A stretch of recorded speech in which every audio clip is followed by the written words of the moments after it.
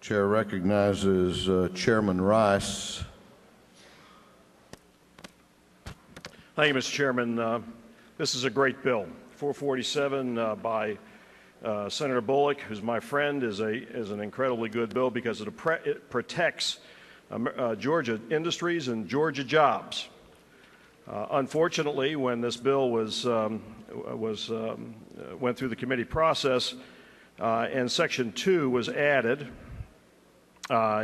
it failed to substantially help American jobs and Georgian jobs, because what it did was to reduce the coverage of our existing immigration laws and our existing requirements that we've worked on assiduously over the last 3-4 years to become one of the states that is aggressively pursuing the e-filing in terms of public employees and public contracts.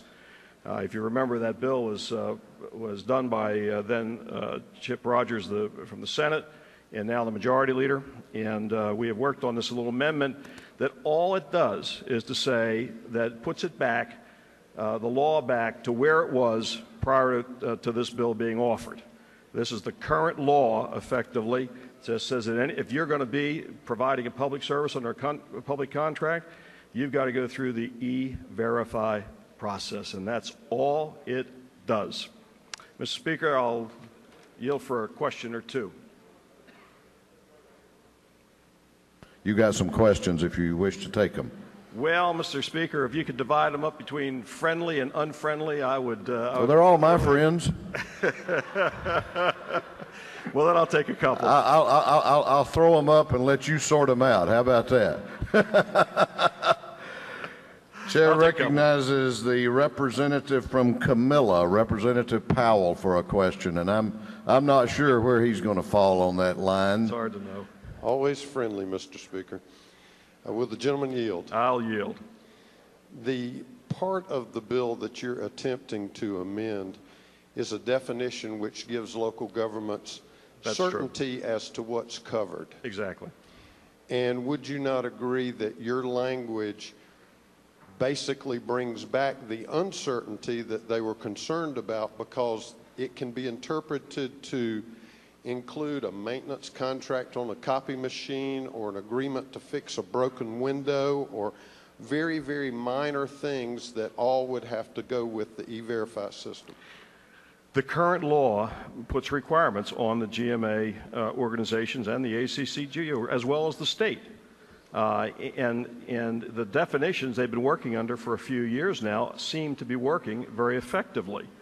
I have not heard one complaint, and maybe you have, but I haven't heard one complaint about that type of thing. And I think the bigger issue is, how do you ever define this in such a way as to catch the big issues as opposed to the small issues? And so it's better, as we constructed these bills originally a few years ago, that we attempt to construct a wide net here to catch those people who are taking American jobs.